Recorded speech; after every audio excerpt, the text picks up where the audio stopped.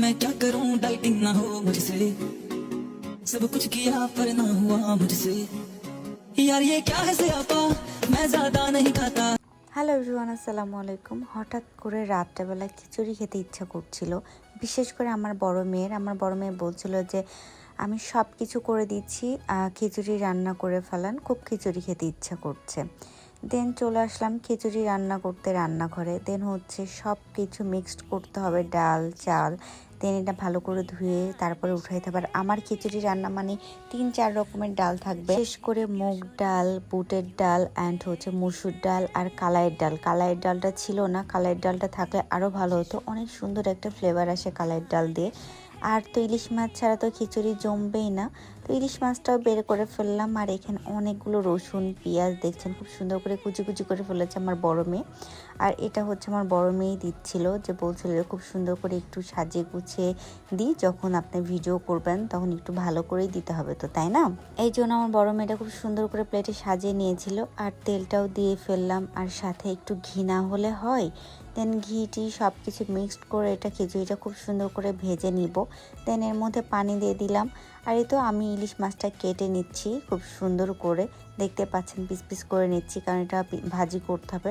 ভাজি করলে অবশ্যই পিস পিস করে কেটে নিতে হবে। কাটতে যে দেখছি মাছের মধ্যে ডিম দেখে তো আমি ভীষণ খুশি, এবং আমার মেয়েও অনেক বেশি খুশি, কারণ আমার মেয়েও ইলিশ মাছের ডিম অনেক বেশি পছন্দ করে। ছোট মেয়ে বড় মেয়ে দুইজনেই ইলিশ মাছের ডিম খেতে ভীষণ পছন্দ করে। আর তো সাথে আলু ভর্তা ছাড়া অবশ্যই খিচুড়ি জমবেই না, সাথে আলু ভর্তা করে নিচ্ছি। আর পেঁয়াজ মরিচটা ভালো করে ভেজে নিচ্ছি।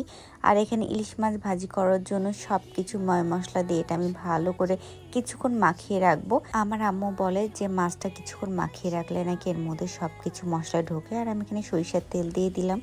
আর এখানে আমার খিচুড়িটাও খুব সুন্দর হয়ে গেছে দেখছি। এবার মাছটা নিভা নিভা জালে একটু ভাজি করে নিব, যেহেতু ডিম আছে ভেতর থেকে ডিমটা কুক হতে হবে, সেই জন্য। আমাদের মতো কার কার খিচুড়ি এত পছন্দ সবাই অবশ্যই কমেন্ট করবেন।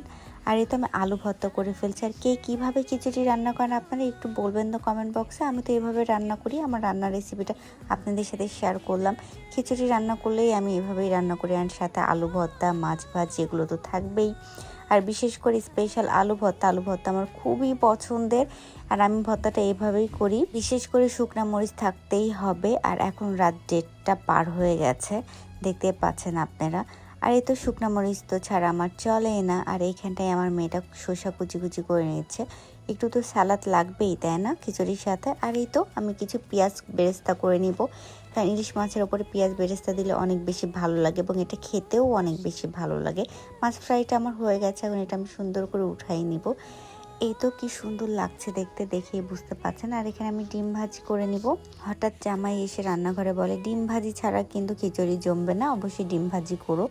দেন পেঁয়াজ মরিচ মাখাই নিলাম, অ্যান্ড এখন ডিমটাও দিয়ে ফেললাম। ডিমটা, আর আমার ছোট মেয়ে তো ডিম ভাজি খেতে পারে না, তার জন্য পোস্ট করে ফেললাম।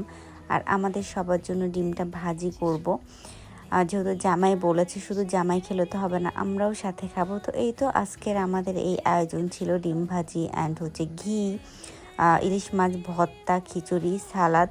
পিকনিক লাগছে আমার কাছে, যেহেতু বাইরে রিমঝিম বৃষ্টি হচ্ছে আর আমরা বাসার মধ্যে এভাবে খিচুড়ি পার্টি করছি, ভালোই লাগছে আমার কাছে। আর যেহেতু বড় মেয়ের আবদার ছিল যে খিচুড়ি খাবে এত রাত্রে, আর আমাদের বাসার সবারই খিচুড়ি অনেক বেশি পছন্দ, তো আমি আমার প্লেটটা একটু সাজাই নিচ্ছিলাম আর খাওয়ার জন্য। দেখতে পাচ্ছেন আমি খুব সুন্দর করে আমার প্লেটে সাজাই ফেলছি, আর এখন আমি এটা খাবো। সবাই আমরা একসাথেই খাবো, তার আগে একটা কথা না বললেই না। আপনারা সবাই আমাকে অনেক জিজ্ঞেস করেন যে আপু আপনি এত ওয়েট কিভাবে কমালেন, সেটাই আজকে আপনাদের সাথে একটু শেয়ার করবো। এটা হচ্ছে স্লিম টি। যারা খুব দ্রুত ওয়েট কমাতে চান কোনো সাইড ইফেক্ট ছাড়াই, তারা অবশ্যই স্লিম টির পেজ থেকে স্লিম টি নিয়ে নেবেন, কারণ আমি স্লিম টি খেয়ে 3 মাসে 22 কেজি ওয়েট কমিয়ে ফেলেছি। আর এটা খুবই ভালো কাজ করে। আমাকে যারা ফলো করেন তারা সবাই জানেন যে আমি স্লিম টি খেয়ে 3 মাসে 22 কেজি ওজন কমিয়েছি। অ্যান্ড এখনও আমি এই স্লিম টিটা খাই ওয়েটটা ধরে রাখার জন্য, কারণ আমি আর মোটা হয়ে যেতে চাই না, যার জন্য আমি এখন এই স্লিম টিটা খাই। আর এটা আমি আপনাদের খেয়েও দেখাবো। আর যারা অনেক বেশি মোটা হয়ে গেছেন, একদম ওয়েট কমাতে পারছেন না, এক্সারসাইজ করছেন, জিমে যাচ্ছেন, তবুও আপনাদের ওয়েটটা কমছে না, তারা অবশ্যই স্লিম টির পেজ থেকে স্লিম টিটা নিয়ে নেবেন, খুবই ভালো কাজ করে। আপনারা একসাথে 5 প্যাকেট পাবেন এবং 5 প্যাকেটের মধ্যে 50 পিস থাকবে এবং এটা প্রতিদিন 2টা করে খেতে হবে।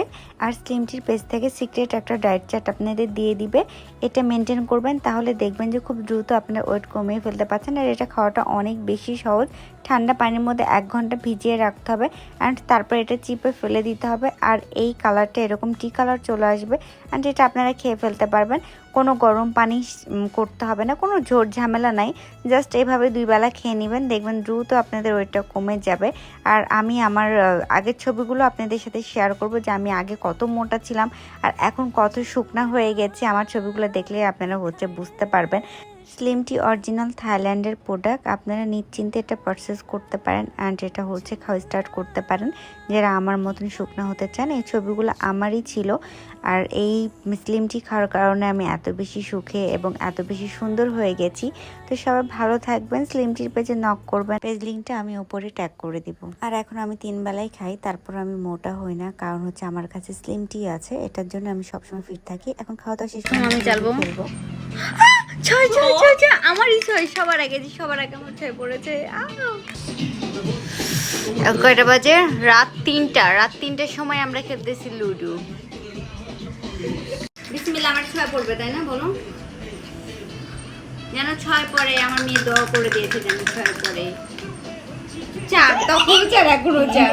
আমি তো 4-এর দোয়া করেছি। হ্যাঁ, আপনি চালেন, আপনি চাল যেমন 1 মিনিট আমার 4 পড়ছে, ঠিক আছে? 4-এ কিন্তু আমি নাবার গুটি খাইছি। 1 2 3 4 4-এ নাবার গুটি খাওয়া। হ্যাঁ, খেতে তো হবে। সবাই ভালো থাকবেন, আমার মেয়েদের জন্য দোয়া করবেন। Thank you for watching. আল্লাহ হাফেজ।